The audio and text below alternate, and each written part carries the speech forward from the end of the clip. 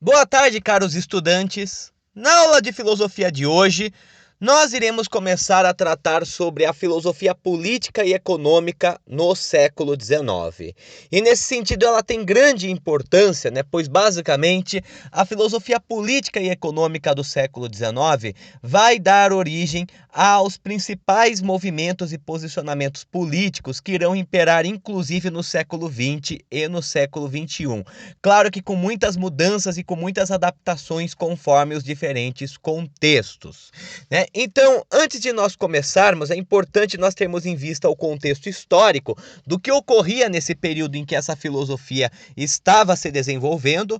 Então, a gente vai ter a industrialização da Europa, principalmente, não apenas, também dos Estados Unidos e do Japão, a segunda revolução industrial, a expansão do industrialismo, que até então se restringia apenas à Inglaterra, agora ela passa a compor vários dos países europeus, além também da América do Norte e do Japão, além também de uma série de movimentos importantes que vão se basear no liberalismo ou no socialismo, entre tantos outros exemplos, e sua reação também muitas vezes forjada no conservadorismo, que serão movimentos que nós iremos tratar ao longo dessas próximas aulas. Então nós vamos ter como um elemento central para compreender essa filosofia a Revolução de 1830, ou Revoluções de 1830, que vão ser um conjunto de movimentos que ocorrerão na Europa e que vão se iniciar na França, que basicamente levará à deposição do rei francês Carlos X, que tenta restaurar o absolutismo francês, depois de 3 longos dias de manifestação, e, no caso, a chegada do rei Luís Felipe ao poder, que era mais atrelado aos interesses da burguesia francesa. Essas manifestações que vão ocorrer na França vão ter repercussões no resto da Europa, inspirando uma série de movimentos que serão liberais e ou nacionalistas. Então nós vamos ter uma série de movimentos liberais e nacionais que irão ocorrer na Europa depois de 1830. Um dos mais emblemáticos é a Revolução Belga, a independência da Bélgica com relação à Holanda, que vai, no caso, transformar a Bélgica em um país independente, então tendo esse seu caráter nacional, mas que vai instituir uma monarquia parlamentar na Bélgica, instituindo seu caráter liberal também.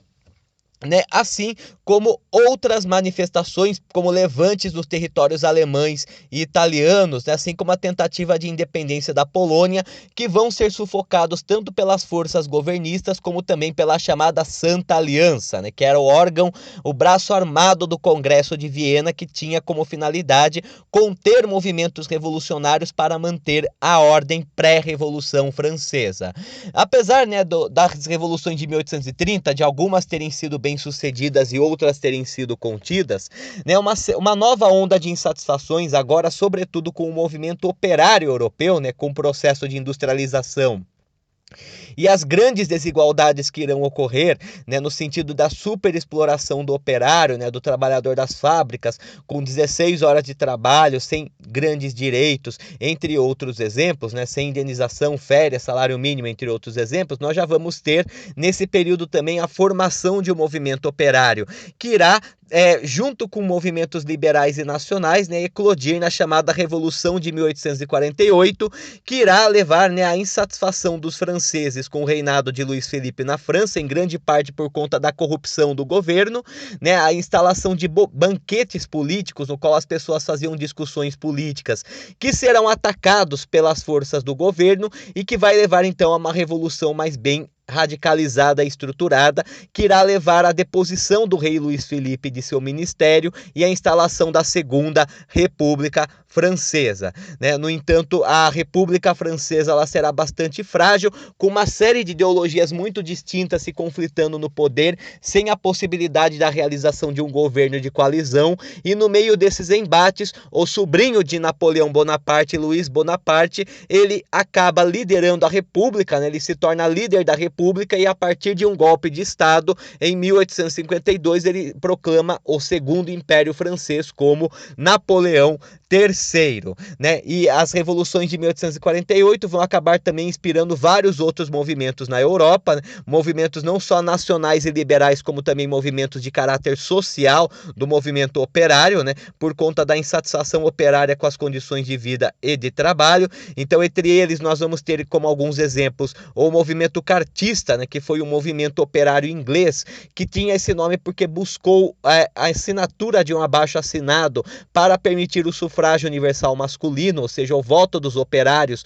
no entanto que não foi levado inicialmente a sério, né, e as propostas inicialmente do movimento cartista não acabaram sendo absorvidas pelo parlamento, né, assim como levantes alemães contra a influência estrangeira, a proclamação da República Húngara, independente da Áustria em 1848, que depois, por conta de conflitos internos, né, sobretudo das minorias dentro da República Húngara, que irão, de certa forma, né, se opor à política de magiarização que vai ser instituída pelo líder republicano Lajos Kossuth, né, vai acabar levando esses grupos a se aliar aos austríacos que irão conter o Levante, né, e a Hungria será reabsorvida pelo Império Austríaco em 1849, né, assim como vários movimentos para a unificação italiana, né, liderados principalmente pelo Conde de Cavour, que buscava, né, a instalação de uma monarquia na Itália, enquanto nós vamos ter também a ala republicana com liderança de Giuseppe Mazzini e Giuseppe Garibaldi, né, que vão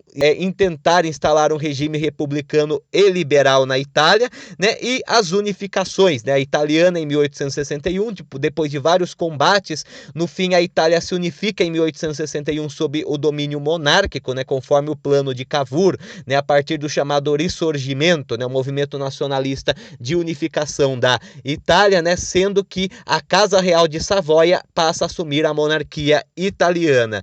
E, né, a Guerra Franco-Prussiana de 1870 a 71, que vai levar à vitória dos prussianos contra os franceses e que vai culminar ao mesmo tempo na deposição de Napoleão III na França e o fim do Segundo Império Francês e ao mesmo tempo a unificação da Alemanha chefiada pela Prússia. E por fim, né, a Comuna de Paris de 1871, no qual nós vamos ter vários revolucionários de caráter socialista que vão tomar a cidade de Paris e vão instalar um governo, né, que vai ser reprimido pelas forças governistas depois de algumas semanas. Então é esse clima de efervescência política no qual nós vamos ter várias ideologias conflitantes em vários aspectos, tanto dentro quanto fora dos países, e ao mesmo tempo o reacionarismo do Congresso de Viena buscando resgatar e manter a ordem pré-revolucionária, que nós vamos ter então o contexto da formação da filosofia política e econômica contemporânea. Então, para pensar nisso, né, no que diz respeito ao contexto filosófico, nós vamos ter, né, de uma forma geral, né, no campo político e econômico, prevalecimento de duas concepções principais, né, que seria o individualismo, né, que vai ser mais voltado ao pensamento iluminista e ao liberalismo legado do iluminismo. Já a segunda, né, seria pautada na crítica ao iluminismo, a ideia de contrato social e também com foco no coletivismo, né, na ação coletiva e nos preceitos coletivistas, do qual vai se originar o comunismo, o anarquismo e a social-democracia, né? Então, nesse sentido, nós já vamos ter o florescimento de várias ideologias que vão se opor o status quo, né, a política e a economia como era realizada até então. E como reação a esses movimentos, nós vamos ter o conservadorismo, né? Então, tanto a reação às ideias liberais como depois às ideias coletivistas será o conservadorismo, que irá inicialmente ser pautado na organização do mundo nos moldes pré-revolução francesa, mas que depois vai acabar sofrendo diversas alterações ao longo do século XIX, né? Nós também devemos ter uma influência do próprio hegelianismo nesse sentido, né? Os hegelianos de direita, de certa forma, eles vão acabar tendo uma forte inspiração para o conservadorismo político, né? Enquanto os hegelianos de esquerda já vão ter uma inspiração, por um lado, para o liberalismo político, enquanto que outros mais radicais vão acabar servindo de inspiração para as ideologias coletivistas, né? Sobretudo o socialismo, né? Então, assim, o que irá ocorrer, né, é que basicamente nós vamos ter um grande impasse entre esses três modelos ideológicos, né? Entre o conservadorismo, que busca manter a ordem ordem como estava estabelecido, e que vai ter uma filosofia que vai servir como base, né? Então, o conservadorismo, inicialmente bastante atrelado aos interesses do Congresso de Viena, de manter a ordem pré-Revolução Francesa, depois ele acaba se desvencilhando um pouco desses ideais, né? Vai tentar manter o status quo, vai tentar manter a organização política, econômica e social do jeito que ela era. O liberalismo, por outro lado, ele vai demandar cada vez mais a participação política, o livre mercado, assim como também, né, a criação de estados liberais, principalmente na Europa, né? E por outro lado, as ideias coletivistas servirão como crítica ao liberalismo, né, no sentido de considerar, né, a questão do coletivismo, né, a questão da valorização da classe trabalhadora e a valorização do movimento operário. No entanto, né, se nós formos comparar, nós vamos começar o século XIX com estados conservadores, né, em grande parte pela pressão do Congresso de Viena. No decorrer do século XIX vão surgir estados liberais, a partir das revoluções de 1830, 48, assim como outros movimentos também, né. No caso, as ideologias coletivistas, elas não vão conseguir formar um Estado no século XIX, salvo a breve experiência da Comuna de Paris em 1871, né? Nós só teremos a formação de um Estado com ideologia coletivista com a Revolução Soviética em 1917, né? De qualquer forma, apesar das ideias coletivistas não originarem estados ou governos próprios no decorrer do século XIX, vão inspirar várias manifestações de classe operária e revoluções sociais também, né? O liberalismo ele vai se consolidando no campo da política e na economia durante o século XIX e acaba, né, de certa forma vencendo o conservadorismo, pelo menos na Europa Ocidental, pelo menos até sofrer o grande baque que será a crise de 1929, que vai ser ao mesmo tempo, né, representada pela crítica ao liberalismo, como também a própria necessidade de se repensar o próprio liberalismo, né? No entanto, nós vamos ter, né, vários movimentos filosóficos, né, que vão ter como base essas ideologias políticas que vão prosseguir ainda no século XX e até mesmo no século XXI, né, que vão muitas vezes reformular esses sistemas. Então é até importante ressaltar, né, que o liberalismo, o conservadorismo, o socialismo, o anarquismo, a social-democracia que nós iremos tratar nessas aulas, não significa necessariamente que são exatamente como são atualmente, né? No decorrer do final do século XIX e século XX, muitas dessas teorias elas serão reformuladas. No entanto, elas servirão de base muito importante para as principais ideologias políticas da idade contemporânea. Então, começando, né, nós podemos iniciar tratando do liberalismo. Em grande parte também porque nós já tratamos, de certa forma, sobre o liberalismo quando nós falamos sobre o iluminismo, né? Então, o iluminismo que vai dar origem às ideias liberais, né? Então, o liberalismo econômico e político é diretamente legado dos ideais iluministas e mesmo com a crítica ao iluminismo do decorrer do século XIX, eles ainda serão bastante presentes, principalmente na Grã-Bretanha e na França, né, também se difundindo para outros países. Então, de certa forma, né, os ideais liberais eles vão ser a continuidade dos ideais iluministas no decorrer do século XIX e que vão ter como principais pontos, né, principais causas, a defesa do indivíduo, né, então a autonomia do indivíduo pela liberdade de ação e de escolha, então ao mesmo tempo, né, a defesa do livre mercado, do liberalismo econômico, no sentido de que o Estado ele não deve interferir na economia, né, e que o indivíduo ele deve ser livre para fazer as transações comerciais e inclusive gerenciar seus próprios negócios sem a necessidade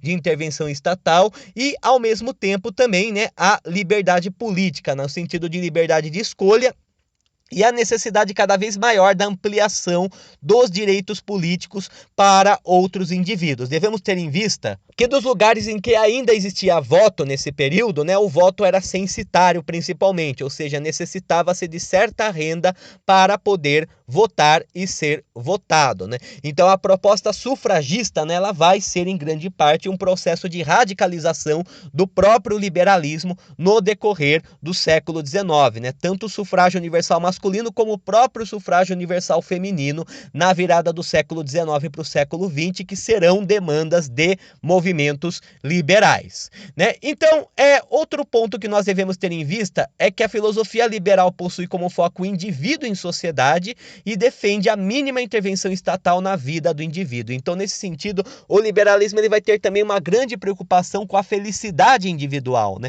Então, nesse sentido, o Estado, a intervenção estatal será um empecilho tanto para o desenvolvimento político, econômico e intelectual do indivíduo, como para a sua busca da felicidade. Nesse sentido, nós temos também até uma influência do Jeremy Bentham, né, do utilitarismo, né, no sentido da tábua de valores, né, de que, na verdade, a busca central do indivíduo é a sua felicidade. Então, o liberalismo ele vai sofrer, apesar de ele ter, né, de certa forma, uma grande presença do iluminismo, ele vai sofrer uma grande influência do utilitarismo de Jeremy Bentham também nesse momento, que é um ponto que nós iremos tratar. E também propõe um aumento da participação política de diversas camadas na sociedade, né?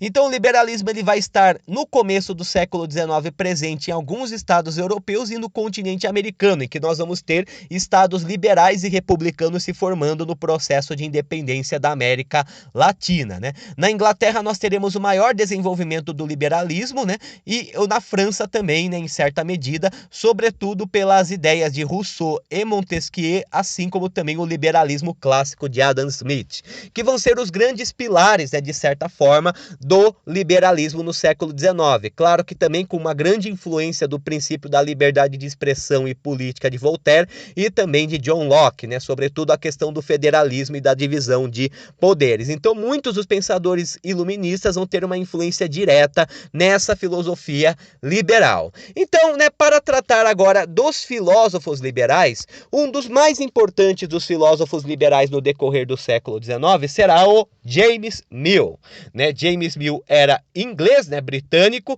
e ele acabou de certa forma, né, mesclando o liberalismo iluminista, né, o liberalismo econômico e político iluminista com o utilitarismo do Jeremy Bentham. Então, por isso mesmo que nós percebemos que o liberalismo no século XIX ele tem uma forte influência do utilitarismo, né, e não apenas necessariamente, né, do iluminismo de uma forma geral, né. Então, vai ser basicamente uma mescla do iluminismo e do utilitarismo que tinham alguns posicionamentos bastante complementares, né, e até mesmo do malthusianismo também em certa medida, né, a teoria do demógrafo Thomas Malthus, né? A ideia, inclusive, né, da questão do problema do crescimento populacional, né, no sentido de que o elevado crescimento populacional que ocorria no século XIX poderia levar à escassez de alimentos e de produtos, né, e com isso gerar uma situação de desordem, uma situação de caos, né? Isso vai ter uma grande implicância para os economistas da época, sobretudo porque a escassez de produto vai ser tida, né, como um possível empecilho, né, para a liberdade econômica e, consequentemente, o aumento dos preços, que é um ponto que nós iremos tratar também. Então, o James Mill, ele é influenciado no utilitarismo de Jeremy Bentham, né, na ideia da busca pela felicidade, né, de que o objetivo do ser humano é encontrar a felicidade, né, ou seja, se distanciar da dor, né, se distanciar daquilo que não lhe é prazeroso e se aproximar daquilo que lhe faz feliz, né, ou seja, a ética consistiria na busca da felicidade, mesmo que de certa forma o indivíduo tivesse que renunciar à sua felicidade para uma felicidade e o bem-estar geral, né? E também concentra-se na ação individual, né? Como o liberalismo clássico mesmo já presumia, né? Então, nesse sentido, James Mill ele vai ter uma visão, de certa forma, fortemente influenciada pelo iluminismo e pelo utilitarismo. No entanto, ele vai ter alguns posicionamentos bem próprios. Um deles será a ideia de que o ser humano é propenso ao abuso de poder e corrupção. Nesse sentido, o James Mill ele não acaba tendo necessariamente aquela crença, né, do ser humano necessariamente como totalmente racional por natureza ou totalmente bom por natureza, como os contratualistas iluministas. Pelo contrário, né, ele afirma que o ser humano ele é totalmente volátil, né, e totalmente volúvel à corrupção e ao poder, né? E ele afirma que esse é um grande problema do próprio estado natural do ser humano, né? E nesse sentido ele acaba até se aproximando um pouco de Rousseau, no sentido, né, de que a propriedade, de certa forma, é um fenômeno que corrompe a bondade do ser humano e leva o ser humano a se tornar mais ambicioso, né? Mas, num aspecto geral, né, ele vai trazer essa discussão para a política também. Então, para ele, a política deveria levar em consideração que o ser humano ele é propício ao poder, ao abuso de poder, principalmente, né, e à corrupção. Nesse sentido, ele propõe, né, a ideia dos freios, né, que basicamente são mecanismos para impedir que um ser humano, na política, exercendo um cargo de representatividade, ele acumulasse demasiado poder ou então se corrompesse, né? Então, a teoria dos freios, de certa forma, né, foi um complemento que o James Mill faz à filosofia política iluminista, né? Porque a filosofia política iluminista, ela defendia vários princípios, a divisão de poderes, a liberdade política, entre outros exemplos. No entanto, James Mill, ele acaba se preocupando com essa questão, que simplesmente a liberdade política, a divisão de poderes, a democracia ou mesmo a instituição da vontade geral não seriam suficiente para barrar a sede de poder que o ser humano possui. Então, a própria Constituição, ela deveria colocar empecilhos, né? Ou seja, entraves para evitar o abuso de autoridade e o abuso de poder. Isso é bastante evidente, principalmente em ensaios sobre o governo de 1820, no qual ele defende, né, um governo eleito e representativo, no qual seus integrantes não possam fazer mau uso do poder, no sentido, né, de que a própria estrutura estatal ela deve ter uma série de mecanismos que são esses freios que devem impedir o abuso de autoridade e o abuso de poder, né? E também ele afirma que os interesses privados predominam na vida social e que a conjunção de interesses privados comuns forma um interesse público, né? Ou seja, né, ele acaba defendendo, né, de certa maneira, que, né, de uma forma geral, né, a vida social ela acaba sendo a somatória dos interesses privados. Então, os interesses privados coesos formam um interesse público, né? Então, é bem esse princípio do individualismo, né? Bem esse princípio da valorização do indivíduo. A sociedade, então, nada mais seria do que a busca de vários indivíduos pelos seus interesses particulares que acabam se coligando, acabam se tornando coeso, formando um interesse público, um interesse social. No entanto, é importante colocar-se mecanismos para impedir que o indivíduo tente fazer a sua vontade se sobrepor à dos outros, né? Então essa que é a característica da filosofia do James Mill, né? No entanto, o James Mill ele vai acabar, né, tendo uma forte influência, principalmente com o seu sucessor, né, tanto biológico quanto espiritual, né, que será o seu filho, né, John Stuart Mill, né, que vai ser um dos grandes representantes do liberalismo no século XIX. John Stuart Mill, né, ele vai também seguir a vertente utilitarista e ele vai defender a expansão do direito ao voto, tanto que John Stuart Mill, ele vai inclusive ser defensor do sufrágio feminino. Também vai se opor à escravidão e vai defender a diversidade, né? Segundo ele, a busca pela felicidade, né, que seria uma característica do utilitarismo, seria basicamente a liberdade individual. E para ele, né, a felicidade seria oriunda de prazeres intelectuais, né, que seria uma forma mais superior de felicidade que existe, a felicidade intelectual. Então, como a felicidade estaria na liberdade política, ele acreditava que todos os grupos deveriam compartilhar da liberdade política.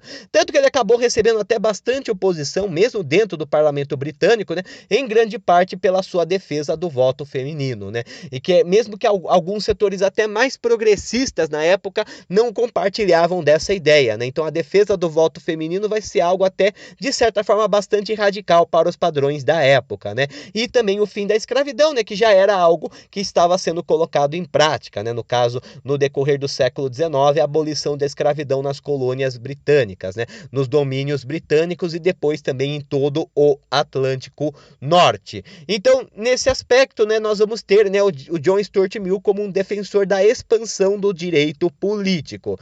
Sobre a liberdade de 1859, ele acaba propondo a limitar o poder da sociedade sobre a liberdade do indivíduo, né? No sentido de que o indivíduo ele deve ter total liberdade, limitada somente quando afeta a liberdade do outro. Então, nesse sentido, né, também assim como James Mill, ele prioriza o indivíduo, mas ele afirma, né, da importância de certa medida de que a liberdade individual ela deve ser plena até que algum indivíduo se utilize da sua liberdade para prejudicar a liberdade do outro. Então, nesse aspecto, né, nós temos essa presença também de uma valorização da ação individual, né, no entanto, o respeito também à liberdade de outrem, né, que seria o limite da liberdade. Basicamente, a liberdade de alguém terminaria assim que iria interferisse na liberdade de outrem.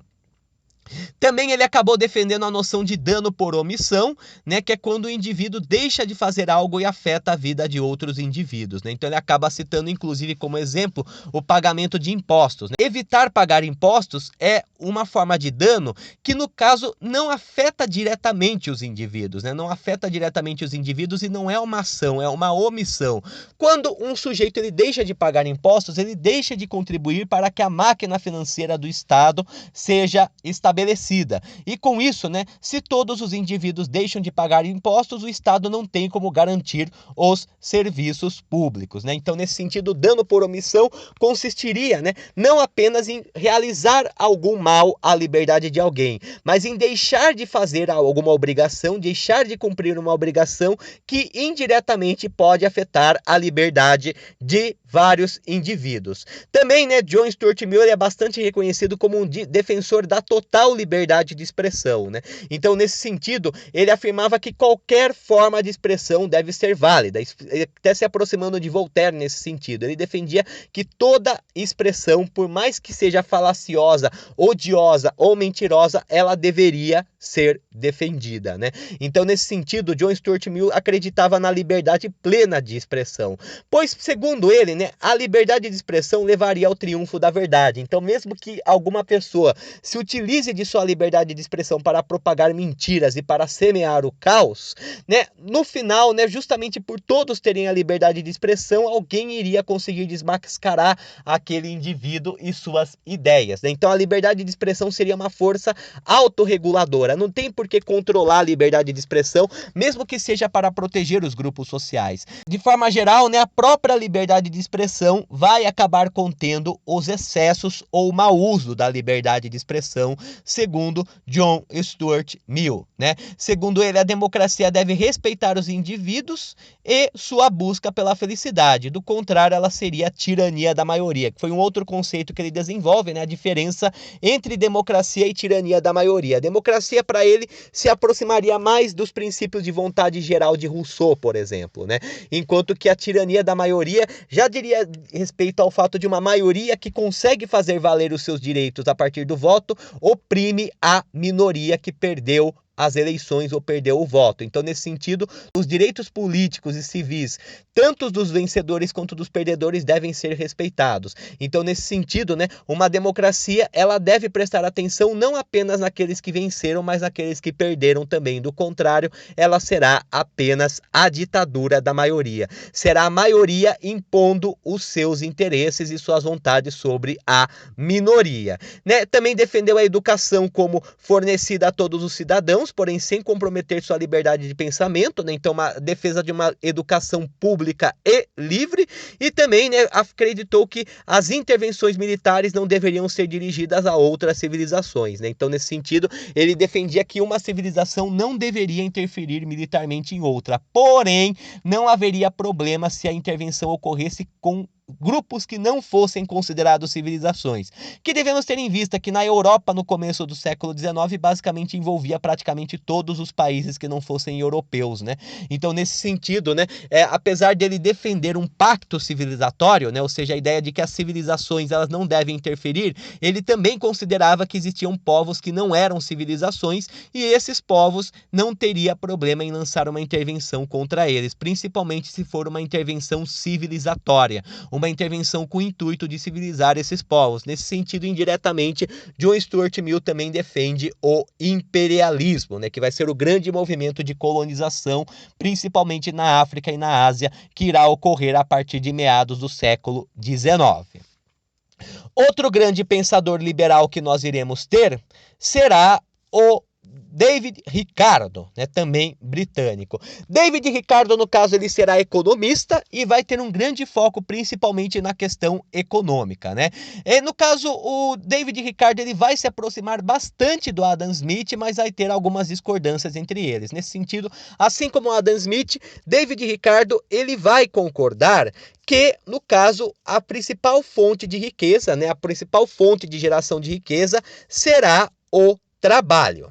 No entanto, né, ele acaba reelaborando muitos pontos da teoria de Adam Smith, né, já que, no caso, Ricardo defende, né, que o valor da mercadoria ela deve ser dado a partir do trabalho contido nela, né, ou seja, todo o esforço realizado para a produção dos instrumentos de trabalho e não apenas para a produção final, né. Adam Smith já defendia, de certa forma, que o valor de uma mercadoria seria o trabalho envolvido em sua produção, inclusive o tempo de produção, vamos dizer dessa forma, né. Já para Ricardo, né, não é apenas o trabalho envolvido, né? Mas o trabalho contido, não apenas para a produção da mercadoria, como também para os instrumentos e para o material necessário para a fabricação daquela mercadoria, né? Então, David Ricardo ele vai acabar tendo uma importância muito grande, né? Sobretudo porque ele será bastante interpretado por Marx, que irá inclusive complementar algumas teorias do Ricardo, né? De certa forma, ele acaba preenchendo as lacunas que o Adam Smith deixa, né? E sua teoria acaba depois sendo reinterpretada por Marx, né? Então, nesse sentido, ele acabou sendo um economista muito proeminente, muito importante no século XIX, né? Então, nesse sentido, né, em O Alto Preço do Lingote de Ouro, de 1810, ele define a diferença entre valor e riqueza. Para ele, o valor era a quantidade de trabalho necessário para produzir um determinado bem, né? Enquanto a riqueza seriam os bens úteis e agradáveis.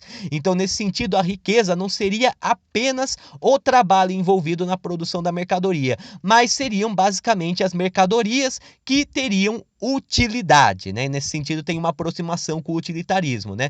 E nesse sentido, né, o valor da moeda seria também a quantidade de trabalho necessária para fabricar o metal do numerário. Então, nesse sentido, tem uma aproximação muito forte com o Adam Smith. No entanto, ele acaba fazendo alguns complementos importantes à teoria do liberalismo econômico. Entre elas, nós vamos ter principalmente a ideia do crescimento relacionado à taxa de lucros, que deve ser fornecida pela especialização da produção e aumento das exportações sobre importações, né? Então, nesse sentido, ele acaba defendendo fortemente, né, que o enriquecimento de um país deve se basear principalmente no aumento das exportações, né? E principalmente também, né, no sentido de que a mercadoria que deve ser elaborada, ela deve ser elaborada ao custo mais baixo possível, né? Então, de certa forma, né, a mercadoria ela deve ser produzida, né, exigindo o mínimo esforço de uma forma geral, né?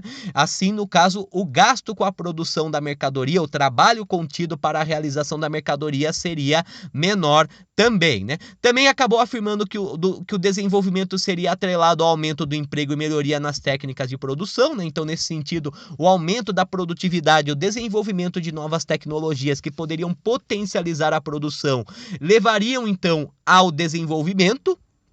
E o aumento do emprego também seria, né, nesse sentido, até mesmo ele afirma, né, de uma forma geral que não havia problema na mecanização do trabalho, né, que a mecanização do trabalho ela não iria gerar um caos social de forma geral, né, muito pelo contrário, isso iria inspirar a própria especialização dos trabalhadores. Então ele via a mecanização do trabalho como um ponto positivo em um aspecto geral, né, e também ele acaba, né, tratando o trabalho como mercadoria, né, no sentido de que o trabalho consistiria, né, basicamente no lucro, né, que consistiria no rendimento, salário e nas rendas. Então essas seriam as três grandezas necessárias para determinar o valor da mercadoria, né? Então o salário pago ao trabalhador, a renda necessária para a produção e o rendimento, né, que diria respeito a basicamente, né, todo o capital que foi necessário para o investimento para a produção daquela mercadoria, né? E também, né, ele acaba dividindo o preço natural e o preço corrente, né? O preço natural seria o salário subsistente sem crescimento nem diminuição. Então, o salário puro, né? O salário sem contar as inflações, sem contar as flutuações econômicas, enquanto o preço corrente seria o salário determinado pelo jogo de mercado e oferta e procura, né? Que é um ponto que ele trabalha também, né? Que no caso, né, existem produtos que acabam sendo mais valiosos por conta da quantidade de trabalho necessária para a produção deles. Isso envolve desde as máquinas até mesmo o salário do trabalhador, entre tantos outros exemplos, né? Mas também ele defende, né, que existem produtos que são valiosos pela sua escassez, pela sua raridade. Nesse sentido, ele até chama atenção para alguns pontos, tipo obras de arte, joias, entre outros exemplos. Eles, no caso, né, não são produtos que têm como determinação, né, o trabalho envolvido para a sua fabricação, mas a sua raridade, a sua escassez. Uma obra de arte seria única e, por conta disso, ela teria um valor muito maior do que um produto comum, né? Então, nesse sentido, David Ricardo, ele complementa a teoria do Adam Smith, ele preenche muitas lacunas da teoria do Adam Smith de uma forma geral, prestando atenção em vários detalhes que o Adam Smith deixou de lado. Então, considerando que, no caso, né, o valor da mercadoria envolve não apenas o trabalho envolvido para a produção, mas todo o trabalho que diz respeito desde a criação e fabricação do maquinário, né, o investimento necessário também, o rendimento, o salário do trabalhador, né, seriam grandezas fundamentais para determinar o preço da mercadoria, e também, né, a questão da escassez e da utilidade, né, que acabam sendo fundamentais também para determinar o preço do trabalho, né, sendo que, no caso, mercadorias que seriam muito úteis, mas que estariam em escassez, teriam o seu preço elevado, independentemente da quantidade de trabalho necessária para produzi-la, né, enquanto que mercadorias que não tivessem tanta utilidade, mas que, por outro lado, né, estivessem também com bastante oferta, né, elas teriam o seu valor mais reduzido nesse sentido, né? Então, por conta disso, né, nós percebemos, né, que basicamente, né, David Ricardo, ele acaba formulando boa parte da filosofia econômica contemporânea com isso, né, sendo um dos mais proeminentes economistas desse período. Também, né, ele acaba desenvolvendo uma própria noção da teoria do comércio internacional, né, ao afirmar, por exemplo, né, da chamada teoria das vantagens comparativas, né, em que ele afirma basicamente que funciona da seguinte maneira, né, que basicamente duas nações possuem relações comerciais, né, quando apresentam custo de produção diferente, mas que uma nação exportará sempre um produto que possui um custo relativamente menor do que outra, né, e o comércio entre nações será vantajoso para ambas, né, mas comércio é melhor do que menos comércio. Então, nesse sentido, ele acaba também tendo uma aproximação do Adam Smith na valorização do comércio e na valorização do livre mercado em certo sentido, né? No aspecto de que o comércio, né, ele acaba sendo vantajoso, né, para todas as nações envolvidas em uma troca comercial irão se beneficiar dela, né? E nesse sentido, né, nas vantagens comparativas, né, que diz respeito à quantidade relativa de trabalho, né, ele afirma, né, que uma nação, ela visa exportar os produtos que fabricar com custos menores e importará os produtos que produzir com custos maiores, né? Já a outra nação, ela exportará produtos que fabricar com custos menores, né, e importará também os produtos que produzir com custos maiores que a outra nação, né? Então, essa que seria a teoria das vantagens comparativas. Quando você tem duas nações fazendo comércio, né, ambas vão tentar exportar os produtos que serão fabricados com custos menores e, por outro lado, tentarão importar os produtos que produzir com custos maiores, né? Então, nesse aspecto, né, nós temos basicamente uma regra geral, né, para a instalação de um comércio internacional, né? Até interessante notar que, nesse aspecto, o David Ricardo, ele acaba também, como Adam Smith, buscando muitas vezes tentar compreender, né, leis naturais que seriam responsáveis por gerenciar a economia. Já no campo do conservadorismo, o conservadorismo, por outro lado, né, ele vai ser basicamente a reação tanto aos ideais liberais quanto aos ideais socialistas que vão florescer no século XIX, né? O conservadorismo político como movimento vai surgir no século XIX e vai tentar combater tanto os preceitos iluministas e socialistas, como também vai querer manter as instituições e as tradições, né? No caso, nós vamos ter diversos tipos de conservadorismo, desde o conservadorismo moderado, né, que vai, de certa forma, até defender a mudança, mas uma mudança lenta e gradual, né? Assim como também um conservadorismo que já vai defender a não mudança, ou seja, a preservação de todas as instituições, e o reacionarismo, que é basicamente o retorno às antigas instituições de uma forma geral, né? Que era o que era defendido pelo Congresso de Viena, né? Então, nesse sentido, os preceitos centrais do conservadorismo é que as tradições e as instituições preservam a sociedade, né? E também possui uma visão hobbesiana sobre a natureza humana, no sentido de que o ser humano, ele necessita da sociedade, mas ao mesmo tempo ele é individualista, egoísta, entre outros aspectos. Entre os principais representantes do conservadorismo filosófico, nós vamos ter o Edmund Burke, né, britânico-irlandês no caso, que vai ser o fundador do conservadorismo moderno. Vai ser crítico tanto do ateísmo quanto do racionalismo iluminista. O conservadorismo ele vai ter muitas vezes como base a crítica à Revolução Francesa, né? Embora atualmente a Revolução Francesa seja considerada um evento chave para a transformação do mundo, né? Na época a Revolução Francesa, que era um evento bem recente, foi tida como um evento traumático e bastante excessivo, né? Então o conservadorismo ele vai se pautar sobretudo na crítica aos excessos da Revolução Francesa e dos ideais iluministas que inspiraram, né? Então, em reflexões sobre a Revolução na França, Burke ele critica Diderot, Rousseau e Kant. Ele afirma, né, que as transformações sociais devem ser orgânicas, ou seja, devem ocorrer naturalmente e não devem se manifestar de formas violentas que ferem a harmonia natural. Então, nesse sentido, ele não defende a não transformação.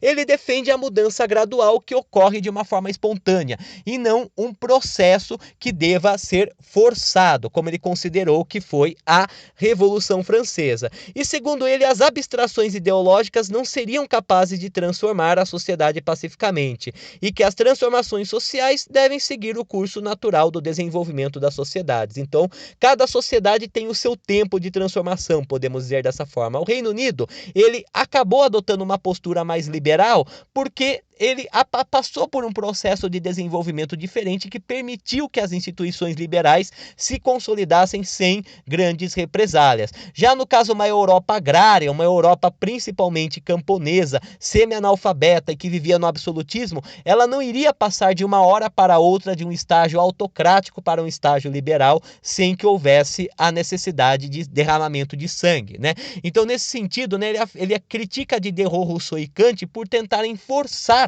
né, ao criar abstrações ideológicas que incentivavam a revolução. Para ele, isso não seria necessário e ainda seria prejudicial. As transformações devem ocorrer segundo o seu próprio processo, sua própria marcha, e não ser forçada por fora, né? Apesar dele ser conservador, né, no Reino Unido mesmo ele foi parlamentar do partido Whig, que foi o que deu origem posteriormente ao Partido Liberal, né? O que mostra até mesmo, né, como que às vezes algumas ideias liberais e conservadoras poderiam ser relativas dependendo de cada país. Ele criticou também o colonialismo predatório e repressor e defendeu a diminuição do poder real, né? Então, nesse sentido, né, ele é um conservador, mas um conservador mais moderado, né? Ele se opunha, no caso, aos Tories, né, que seria mais da ala reacionária mesmo, né, de tentar restaurar as antigas instituições no Reino Unido, né? Tanto que, apesar de conservador, ele era a favor da liberdade política e também do anticolonialismo, que são bandeiras do liberalismo do século XIX. Né? Ele também teria feito uma das primeiras definições contemporâneas de partido, ao entender partido como um corpo de homens com interesse público que pode servir como elo entre rei e parlamento. Né? Então, a definição de partido para ele é uma coletividade de pessoas que possuem um interesse comum, mas também um interesse público, né? Representa interesses comuns, ideias comuns, mas que visam ao interesse público.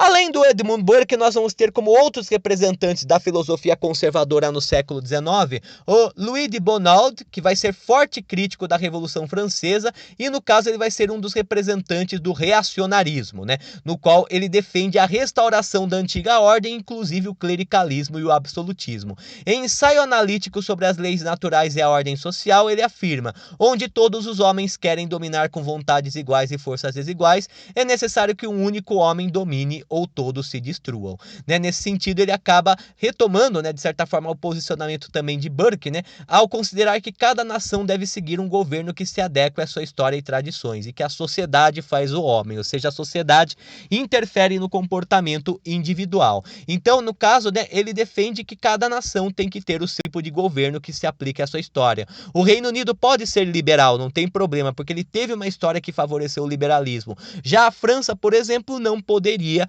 vivenciar essa mesma experiência, e a Revolução Francesa, ou o desastre da Revolução Francesa, teria sido então uma prova desse fracasso.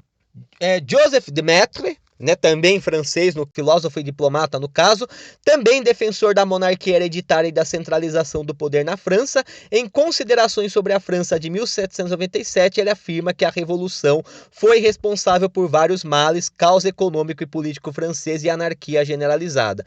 Devemos ter em vista que ele está escrevendo enquanto a Revolução Francesa ainda está em curso, né, já praticamente durante a fase do Diretório, né, que o texto é publicado antes do período napoleônico, né. Então, nesse sentido, ele acaba sendo também um dos críticos do processo de radicalização e da transformação política e econômica pela força. Clemens Wenzel von Metternich, né, já vai ser um dos grandes expoentes do reacionarismo no século XIX, né? Ele, no caso, vai ser um dos arquitetos também do Congresso de Viena, né, sendo inclusive um diplomata, um representante austríaco, né? Ele, no caso, né, vai ser defensor da restauração da ordem pré-revolucionária, né, e inclusive, né, ele vai fazer algumas considerações sobre as revoluções liberais, né, inclusive sobre a Revolução Napolitana, que acaba sendo fortemente reprimida pelo Congresso de Viena, né, que ocorre, no caso, na Península Itálica, né, uma revolução liberal em Nápoles, no caso, né, na década de 1820, que vai ser duramente reprimida pela Santa Aliança, o braço armado do Congresso de Viena, né. Ele teria afirmado que um povo que não sabe ler nem escrever, cuja última palavra é o punhal, belo material para princípios constitucionais. A Constituição inglesa é obra de séculos, não há uma receita universal para constituições, e também acaba defendendo os sistemas políticos e econômicos como produto, de forma geral, da sua história e da sua tradição. Então, nesse sentido, a Constituição inglesa, a Constituição liberal da Revolução Gloriosa, foi produto de toda uma história, né? Não adianta querer seguir esses valores para povos que tiveram uma história completamente diferente. Até interessante que muitos dos filósofos conservadores, eles vão ter fortemente essa ideia do peso da história, né? Ou seja, a grande influência histórica que irá ocorrer, né, dentro desses movimentos, né? A necessidade, né, de levar em conta a história que vai determinar qual que é o melhor regime que se adequa a determinado país. E por fim, né, para nós tratarmos sobre alguns dos conservadores, o Alexis de Tocqueville. Alexis de Tocqueville, ele, no caso, né, vai ser um grande estudioso da democracia americana, né? Ele vai, no caso, ser amando do rei Luís Felipe, né? Ele vai ser nobre de primeira linhagem, né? Da linhagem normanda ainda ele vai ser, né?